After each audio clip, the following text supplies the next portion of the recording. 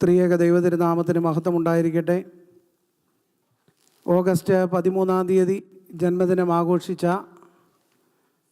നമ്മുടെ പ്രിയപ്പെട്ട ഫിലിപ്പ് വർഗീസ് അച്ഛന് ഞങ്ങളൊക്കെ ആശംസ അറിയിച്ചു. എങ്കിലും ഇടവകയുടെ പേരിലുള്ള എല്ലാ ജന്മദിന ആശംസകളും അറിയിക്കുന്നു.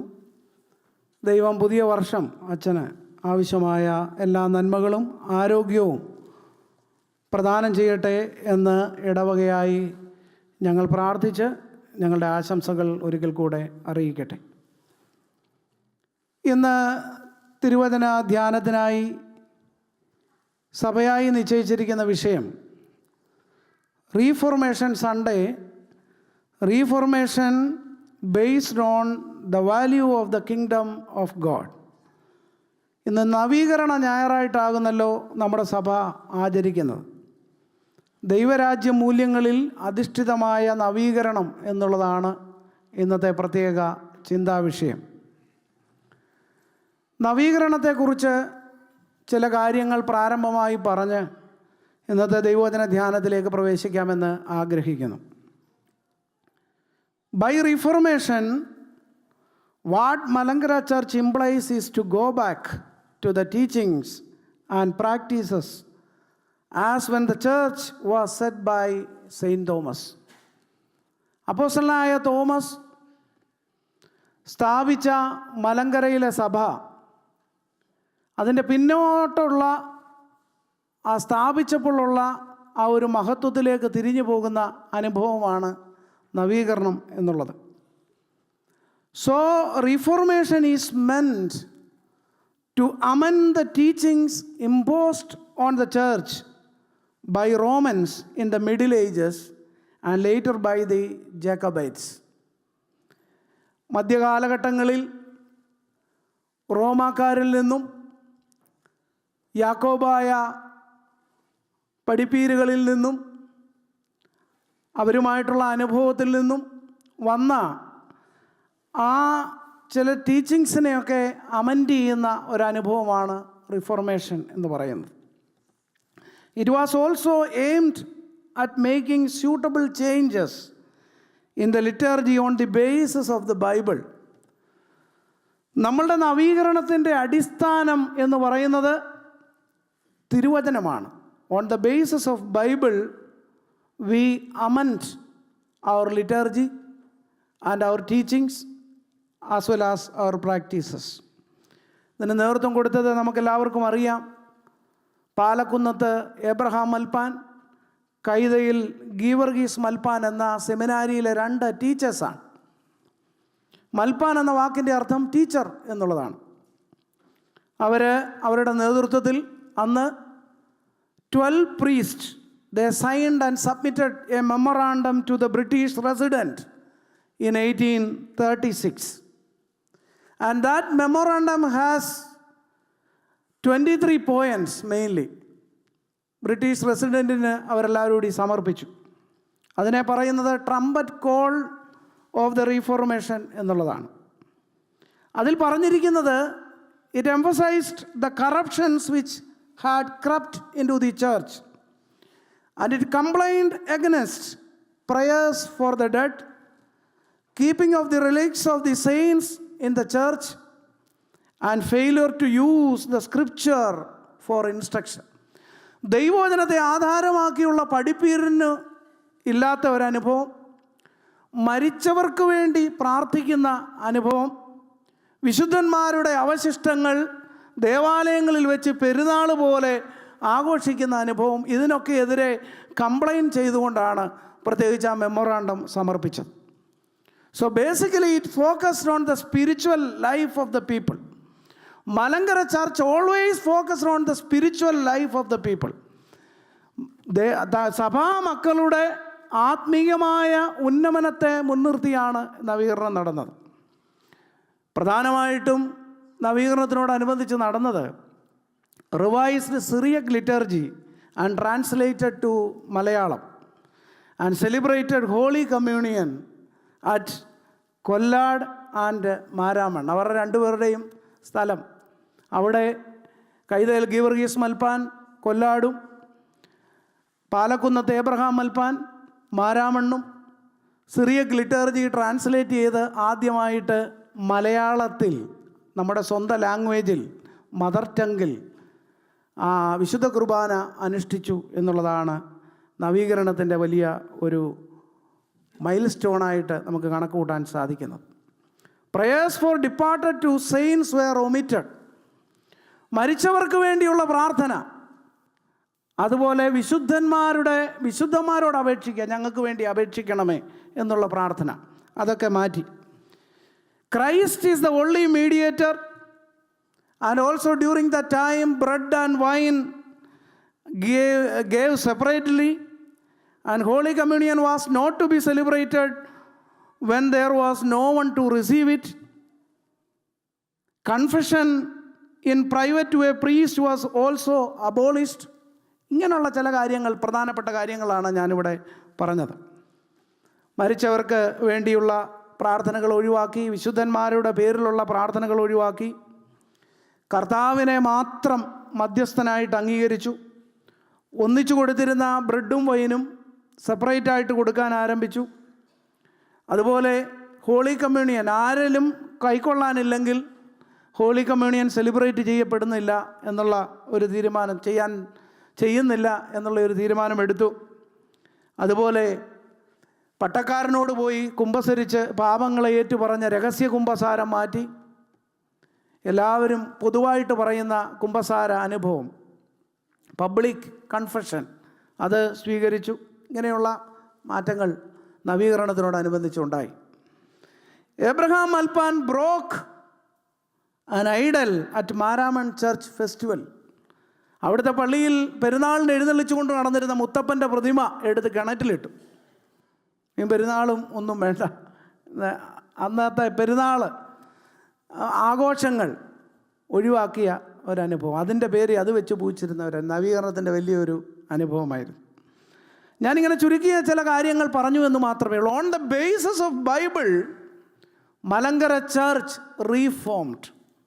ഇന്നത്തെ ഒന്നാമത്തെ പാഠം വായിച്ചപ്പോൾ, സ്റ്റാൻലി വായിച്ചപ്പോൾ നമ്മൾ കേട്ടതാണ്. 2 Kings chapter 23 verse commencing from 1 through 3, we can see there is a reformation happened at the time of King Josiah. അവിടുത്തെ യഹൂദയിലുള്ള എല്ലാവരെയും, മൂപ്പന്മാരെയും പ്രധാനികളെയും എല്ലാം, യഹൂദയിലും യെരുശലേമിലുമുള്ള എല്ലാവരെയും വിളിച്ചു കൂട്ടി രാജാവ് മൊത്തം ഒന്ന് റീഫോം ചെയ്യുന്നതായിട്ട് നമുക്ക് കാണാനായിട്ട് സാധിക്കുന്നു. On the basis of covenant, ദൈവവചനത്തിൻ്റെ അടിസ്ഥാനത്തിൽ, ദൈവ നിയമത്തിൻ്റെ അടിസ്ഥാനത്തിൽ റീഫോം ചെയ്യുന്നതായിട്ട് നമുക്ക് കാണാൻ സാധിക്കുന്നുണ്ട്. Reads the book of covenant and stands by a pillar and renew covenant, promising to follow the Lord and keep his commands. The people pledge themselves to the covenant. രാജാവ് അങ്ങനെ ആ നിയമത്തെ പിന്തുടരണമെന്ന് ആഹ്വാനം ചെയ്യുമ്പോൾ ജനങ്ങളെല്ലാവരും ആ യഹോവയുടെ കൽപ്പനകൾ അനുസരിച്ച് ജീവിക്കാമെന്ന് പ്രതിജ്ഞ ചെയ്യുന്നതായിട്ടാണ് നമ്മൾ ഒന്നാം പാഠത്തിൽ നമ്മളിന്ന് വായിച്ച് കേട്ടത്. എല്ലായ്പ്പോഴും നവീകരണം അതിൻ്റെ അർത്ഥപൂർണമായ ഒരു നിലയിലേക്ക് എത്തണമെങ്കിൽ ദൈവവചനത്തിലേക്ക് മടങ്ങിപ്പോകണം. Go back to the scripture, and only the basis of the scripture you can reformed by your self as well as church. തിരിച്ച് ദൈവവചനത്തിലേക്ക് മടങ്ങിപ്പോവുക എന്നുള്ളതാണ് നവീകരണത്തിൻ്റെ ഒരു വലിയ വഴി. ഞാൻ ഇന്നത്തെ വേദഭാഗത്തിലേക്ക് വരാം. പെട്ടെന്ന് നമുക്ക് അധികം സംസാരിക്കാൻ സമയമില്ലല്ലോ. അതുകൊണ്ട് ഇന്ന് gospel according to saint Matthew chapter 23 verse commencing from 23 to 28 നമ്മളിന്ന് സുവിശേഷ ഭാഗമായിട്ട് വായിച്ച വേദഭാഗം. അത് ദൈവവചനം, അതിൽ രേഖപ്പെടുത്തിയിരിക്കുന്ന കർത്താവ് പറയുന്ന ആ വിലാപങ്ങൾ പരീശന്മാരെയും ശാസ്ത്രിമാരെയും ജനങ്ങളെയും അന്നത്തെ കപടഭക്തിക്കാരായ മത നേതാക്കളെയും കുറിച്ചൊക്കെ കർത്താവ് പറയുന്ന ആ വിലാപങ്ങൾ ഇന്നത്തെ കാലത്തും പ്രസക്തമാണ്. അതുകൊണ്ട് നമ്മൾ ഇന്ന് ജീവിക്കുന്ന ക്രൈസ്തവരെന്ന് അഭിമാനിക്കുന്ന നമ്മുടെ ജീവിതത്തിലും കർത്താവ് പറഞ്ഞ ആ ഉപദേശങ്ങൾ, ആ വിലാപങ്ങൾ, അത് വളരെ പ്രാധാന്യമേറിയ ഒന്നാണ്. 7 വിലാപങ്ങൾ, 7 vows, 7 laments we can see in that chapter. Gospel according to Saint Matthew chapter 23, we can see 7 lamentations of Jesus Christ. കർത്താവിൻ്റെ 7 വിലാപങ്ങൾ നമുക്കവിടെ കാണാനായിട്ട് സാധിക്കുന്നുണ്ട്. അതിലെ 3 വിലാപങ്ങളാണ് 4-ാമത്തെയും 5-ാമത്തെയും 6-ാമത്തെയും വിലാപമാണ് ഇന്ന് ഏവൻഗേലിയോനായിട്ട് വായിച്ച വേദഭാഗത്ത് രേഖപ്പെടുത്തിയിരിക്കുന്നത്. അതിൽ ശാസ്ത്രിമാരെയും പരീശന്മാരെയും കപടഭക്തിക്കാരെയും അന്ധരായ വഴികാട്ടികളായി ചിത്രീകരിക്കുന്നതാണ് ഈ വേദഭാഗങ്ങളിലൊക്കെ രേഖപ്പെടുത്തിയിരിക്കുന്നത്. 4, 5, 6 ലാമൻറ്റിനെ ആസ്പദമാക്കിയാണ് ഇന്ന് നമ്മൾ ഏവൻഗേലിയോനായിട്ട് വായിച്ചതും നമ്മുടെ തീം അതിൽ നിന്ന് ഫോർമുലേറ്റ് ചെയ്തിരിക്കുന്നത്. അതിൽ നിന്ന് ചില ചിന്തകൾ പെട്ടെന്ന് ഞാൻ പങ്കുവയ്ക്കട്ടെ. ഒന്ന്, majoring in the minors. The Pharisees focus on minor aspects of the law like tithing even the smallest spices. അതായത് തുളസി, ചതകുപ്പ അല്ലെങ്കിൽ ശതകുപ്പ, 2 പേരുകളുണ്ട്. ജീരകം, അതായത് മിൻറ്റ്, ഡിൽ ആൻഡ് കുമിൻ. ഇതെന്ന് പറയുന്നത് വീടുകളിൽ ഉപയോഗിക്കുന്ന സ്പൈസസ് ആണ്. ഇതൊന്നും വലിയ ഇതായിട്ട് കൃഷി ചെയ്യുന്ന വീടുകളിലൊക്കെ ചെയ്യുമ്പോൾ അവരവരുടെ ഉപയോഗത്തിന് വേണ്ടി മാത്രം വയ്ക്കുന്ന സ്പൈസസ് ആണ്. എന്നാൽ ആവർത്തന പുസ്തകം 14-ാം അധ്യായം 22-ാം വാക്യത്തിലും ലേവ്യ പുസ്തകം 27-ാം അധ്യായം 30-ാം വാക്യത്തിലും ഒക്കെ പറയുന്നുണ്ട്, നിങ്ങളുടെ മെയിൻ ക്രോപ്സിലെ നിങ്ങൾ ലഭിക്കുമ്പോൾ അതിൽ നിന്ന് നിങ്ങൾ ദശാംശം കൊടുക്കണം എന്ന് രേഖപ്പെടുത്തുന്നുണ്ട്. എന്നാൽ ഈ പരീശന്മാരെന്താണ് ചെയ്യുന്നത്? വീട്ടിലാവശ്യങ്ങൾക്ക് വേണ്ടി വളർത്തിയിരിക്കുന്ന അതിൽ നിന്ന് പോലും നിങ്ങൾ ദശാംശം കൊടുക്കണമെന്ന് പറഞ്ഞ് ജനങ്ങളുടെ മേൽ അടിച്ചേൽപ്പിക്കുന്ന ഒരു രീതി നമുക്ക് കാണാനായിട്ട് സാധിക്കുന്നുണ്ട്. അതിനെയാണ് കർത്താവ് വിമർശിക്കുന്നത്.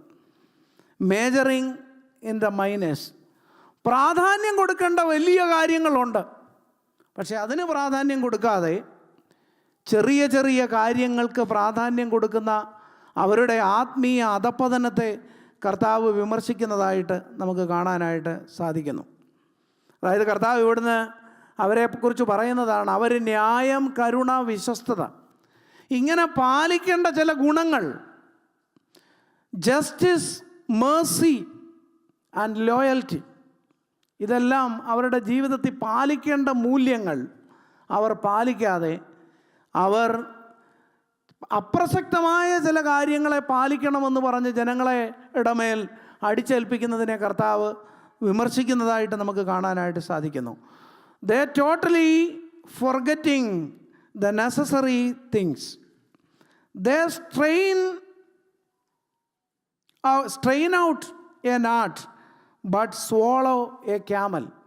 അവർ കൊതുകിനെ അരിക്കുന്നു, എന്നാൽ ഒട്ടകത്തെ വിഴുങ്ങിക്കളയുന്നു. ഇതിൽ കൂടെ കർത്താവ് പറയാൻ ശ്രമിക്കുന്നത് പാലിക്കേണ്ട കാര്യങ്ങളൊന്നും പാലിക്കുന്നില്ല, എന്നാൽ ചെറിയ ചെറിയ കാര്യങ്ങളുടെ മേൽ അവർ വലിയ കാര്യങ്ങളാണെന്നും പറഞ്ഞിരിക്കുക. വീട്ടിലത്തേക്ക് വളർത്തിയിരിക്കുന്ന ഈ സ്പൈസസിൽ നിന്ന് ദശാംശം കൊടുക്കണമെന്ന് അവർ പറയുകയാണ്, എന്നാൽ പാലിക്കേണ്ട പല ഗുണങ്ങളും അവർ പാലിക്കുന്നതായിട്ട് കാണുന്നില്ല എന്ന് കർത്താവ് വിമർശിക്കുന്നതായി നമുക്ക് കാണാനായിട്ട് സാധിക്കുന്നു. കൊതുകിനെ അരിച്ചെടുക്കുന്നു, ഒട്ടകത്തെ വിഴുങ്ങിക്കളയുന്നു.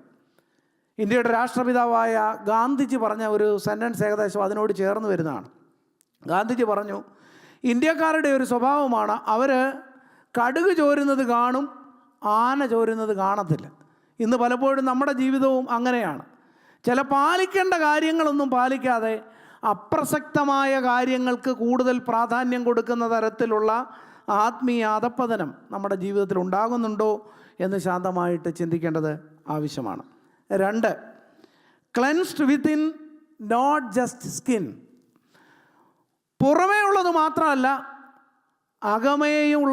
അകമേയുള്ള ശുദ്ധി കൂടെ പ്രാധാന്യമുള്ളതാണ്. Cleansed within not just skin.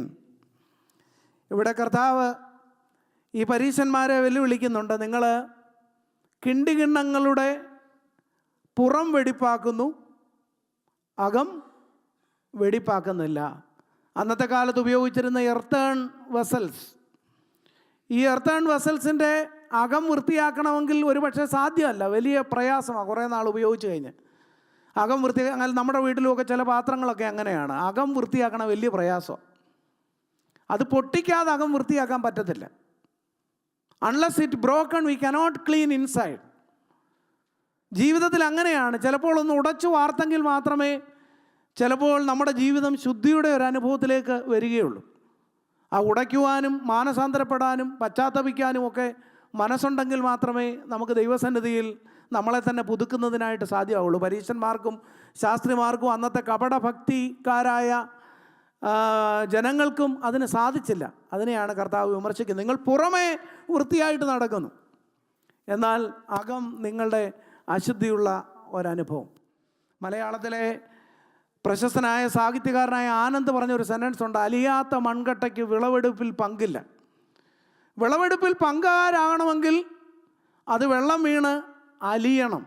അലിഞ്ഞെങ്കിൽ മാത്രമേ അത് വിളവെടുപ്പിൽ പങ്കുകാരാകാനായിട്ട് ആ മൺകട്ടയ്ക്ക് സാധ്യമാകുകയുള്ളൂ.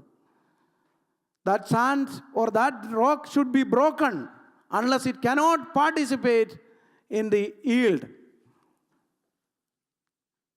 അതുകൊണ്ട് ഒരു ഉടവ്, ഒരു മാനസാന്തരം,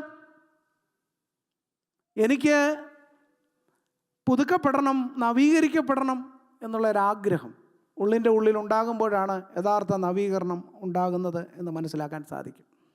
Jesus calls out these Pharisees four cleaning the outside of the cup while neglecting the inside. മൂന്നാമത്തെ ഒരു ചിന്ത: alive in light, not dead in white. It is a rhyming word, you can easily remember. alive in light, പ്രകാശത്തിൽ ജീവിക്കുക, not dead in white. വെള്ളയിൽ അല്ലെങ്കിൽ പുറമേയുള്ള ശുഭ്രതയല്ല പ്രധാനം എന്നുള്ളതാണ് കർത്താവിൻ്റെ ഈ ആറാമത്തെ വിലാപത്തിൽ കൂടെ കർത്താവ് പറയാനായിട്ട് ശ്രമിക്കുന്നത്. അന്നത്തെ കാലത്ത് tombs was by the way side. അവിടുത്തെ വഴി സൈഡിൽ ഈ കല്ലറകളൊക്കെ ഇങ്ങനെയുണ്ട്. പ്രത്യേകിച്ച് പെരുന്നാളുകളുടെ സമയത്തൊക്കെ ജനങ്ങൾ വരുമ്പോൾ അവർ കാണുന്നത് ഈ കല്ലറയാണ്. ഒരുപക്ഷെ അവർ ഈ കല്ലറയാണെന്ന് അറിയാതെ ഔത്തേൽ സ്പർശിക്കും. സംഖ്യാപുസ്തകം 19-ാം അധ്യായം 16-ാം വാക്യത്തിൽ രേഖപ്പെടുത്തിയിട്ടുണ്ട്: ആരെങ്കിലും ഡെഡ് ബോഡിയെ ടച്ച് ചെയ്താൽ അവർ അശുദ്ധരായിട്ട് മാറും എന്ന് രേഖപ്പെടുത്തിയിട്ടുണ്ട്. സംഖ്യാപുസ്തകം 19-ാം അധ്യായം 16-ാം വാക്യത്തിൽ രേഖപ്പെടുത്തിയിട്ടുണ്ട്: one who touch the dead body became unclean. ആരെങ്കിലും ശവശരീരത്തെ തൊട്ട് കഴിഞ്ഞാൽ അവർ അശുദ്ധരായിട്ട് മാറും എന്ന് രേഖപ്പെടുത്തിയിട്ടുണ്ട്. അപ്പോൾ ഈ പലപ്പോഴും തീർത്ഥാടകരായിട്ട് വരുന്ന വലിയ ഒരു ജനക്കൂട്ടം അവരിതിനെ കാണാതെ, ഈ ശവക്കല്ലറയെ കാണാതെ ചിലപ്പോൾ ഔത്തലൊക്കെ തൊടും. അവരശുദ്ധരായിട്ട് തീരും. ശവക്കല്ലറയാണെന്ന് തിരിച്ചറിയാനായിട്ട് ഈ ഉത്സവത്തിൻ്റെ സമയത്തൊക്കെ, പ്രത്യേകിച്ച് പാസ് ഓവർ ഫീസ്റ്റിൻ്റെയൊക്കെ സമയത്ത് അവരെന്ത് ചെയ്യും? അതിൻ്റെ ആധാർ മാസമാകുമ്പോൾ അവരതിൻ്റെ ടൂമ്പ് വൈറ്റ് വാഷ് ചെയ്യും, വെള്ള പെയിൻ്റ് അടിക്കും. എന്തിനാണ്? ഇത് കല്ലറയാണെന്ന് തിരിച്ചറിയാൻ വേണ്ടി വൈറ്റ് വാഷ് അടിക്കും. അപ്പോൾ it was very lovely in the sunshine, but within they were full of bones and bodies whose touch would defile. തൊടുന്നവർ അശുദ്ധരാകുന്ന ഒരനുഭവം, അകത്ത് മുഴുവൻ അസ്ഥിയും ജീർണിച്ച ഒരനുഭവം, തൊട്ട് കഴിഞ്ഞാൽ അശുദ്ധരാകുന്ന ഒരനുഭവം. കണ്ടാൽ പുറമേ സൂര്യപ്രകാശത്തിൽ നല്ല തിളക്കവും ഉള്ള ഒരു അനുഭവമായിട്ട് മാറും. അതുകൊണ്ടാണ് കർത്താവ് ഇതിനെ വിമർശിച്ചുകൊണ്ട് പറയുന്നത്: നിങ്ങൾ അപ്രകാരമുള്ള വെള്ള തേച്ച ശവക്കല്ലറകളായി മാറരുത്. നിങ്ങളുടെ പുറം എങ്ങനെയാണോ അതുപോലെ നിങ്ങളുടെ ഉള്ളും ആയിരിക്കണം. വളരെ നിശിതമായ ഭാഷയിലാണ് കർത്താവ് വിമർശിക്കുന്നത്. പരീശന്മാരും ശാസ്ത്രിമാരുമായുള്ളവരെ, നിങ്ങൾക്ക് കഷ്ടം, നിങ്ങൾ വെള്ള തേച്ച ശവക്കല്ലറകളോട് ഒത്തിരിക്കുന്നു. നിങ്ങളുടെ പുറമേ നല്ല ഭംഗിയായിട്ട് തോന്നുമെങ്കിലും അകമോ നിങ്ങൾ അധർമ്മമൊക്കെ നിറഞ്ഞ് ഉള്ള ഒരു അനുഭവത്തിലൂടെ നിങ്ങൾ കടന്നു പോകുന്നു എന്ന് പറയാനായിട്ട് ശ്രമിക്കുകയാണ്. അതുകൊണ്ടാണ് പറയുന്നത്, യഥാർത്ഥത്തിലുള്ള നവീകരണം എന്ന് പറയുന്നത് വെളിച്ചത്തിൽ ജീവിക്കുക എന്നുള്ളതാണ്. Alive in light, not dead in white. Not giving importance to the external appearance, but keep your mind as a pure heart. പവിത്രതയോടുകൂടി ശുദ്ധിയോടുകൂടി ഉള്ളു കാത്ത് സൂക്ഷിക്കുമ്പോഴാണ് യഥാർത്ഥത്തിലുള്ള നവീകരണം ഉണ്ടാകുന്നത് എന്ന് കർത്താവ് പറയാനായിട്ട് ശ്രമിക്കുകയാണ്. റീഫോർമേഷൻ എന്ന് പറയുന്നത് അതാണ്. Reformation in the kingdom means living in the light of truth and life. യഥാർത്ഥത്തിൽ സത്യത്തിലും ജീവനിലും നീതിയിലും ദൈവത്തിലുള്ള വിശ്വാസത്തിലും തങ്ങളുടെ വ്യക്തിപരമായ ആളത്വങ്ങളെ പുതുക്കി ജീവിക്കുന്നതാണ് യഥാർത്ഥത്തിലുള്ള നവീകരണമെന്ന് കർത്താവ് ഈ വിലാപങ്ങളിലൂടെ പറഞ്ഞ് പഠിപ്പിക്കാനായിട്ട് ശ്രമിക്കുകയാണ്. ഈ 3 വിലാപങ്ങളിൽ നിന്ന് 3 ആശയങ്ങളാണ് ഞാനിന്ന് പങ്കുവയ്ക്കാനായിട്ട് ശ്രമിച്ചത്. ഒന്ന്, മേജറിങ് ഇൻ ദ മൈനേഴ്സ്. രണ്ടാമത്തേത്, cleansed within not just skin. മൂന്നാമത്, alive in light and not dead in white. ഇതാണ് യഥാർത്ഥത്തിലുള്ള നവീകരണം എന്ന് പറയുന്നത്. ഇന്നും സഭയിൽ നവീകരണം ആവശ്യമാണ്. കർത്താവിനെ അറിഞ്ഞ, കർത്താവിനെ സ്നേഹിക്കുന്ന വിശ്വാസികളുടെ ഇടയിൽ നവീകരണം ആവശ്യമാണ്. ആത്മീയ നേതാക്കന്മാരുടെ ഇടയിൽ നവീകരണം ആവശ്യമാണ്. എങ്ങനെയുണ്ട് എൻ്റെ അകം? എങ്ങനെയുണ്ട് എൻ്റെ രഹസ്യ ജീവിതം? മറ്റുള്ളവരെല്ലാവരും കാണുമ്പോൾ I am okay, no problem. What about my inner side? What about my secret life? What about my private life? Is it good? കർത്താവ് നമ്മളോട് ചോദിക്കുകയാണ്. നിങ്ങളുടെ പുറമെല്ലാം കൊള്ളാം, your appearance and your performance and your deliberations and transactions and dialogues, all things are good. But what about your inner side? ഒരാന്തരിക വിശുദ്ധി കാത്തു സൂക്ഷിക്കാൻ സാധിക്കുന്നുണ്ടോ എന്ന് കർത്താവ് ഇന്നും നമ്മളെ വെല്ലുവിളിക്കുകയാണ്. അപ്പോൾ അങ്ങനെ നമ്മൾ നമ്മളെ തന്നെ സമർപ്പിക്കുമ്പോൾ നവീകരണം നമ്മളിലേക്കും എത്തും, നമ്മളുടെ സഭയിലേക്കും എത്തും, നമ്മളുടെ ഇടവകയിലേക്കും എത്തും, നമ്മുടെ ചുറ്റുപാടുകളിൽ അനുഭവിപ്പാനായിട്ട് നമുക്കിടയാകും. ദൈവവചനത്തിലേക്ക് തിരിച്ചു പോകുക. Go back to the scripture and renew and reform your selves so that you can live as a good Christian. God bless you. ഇപ്പോൾ ഞാൻ മിസ്റ്റർ കുരുവിള തോമസ് ഇപ്പോൾ പ്രാർത്ഥനയ്ക്ക് നേതൃത്വം നൽകുന്നതാണ്.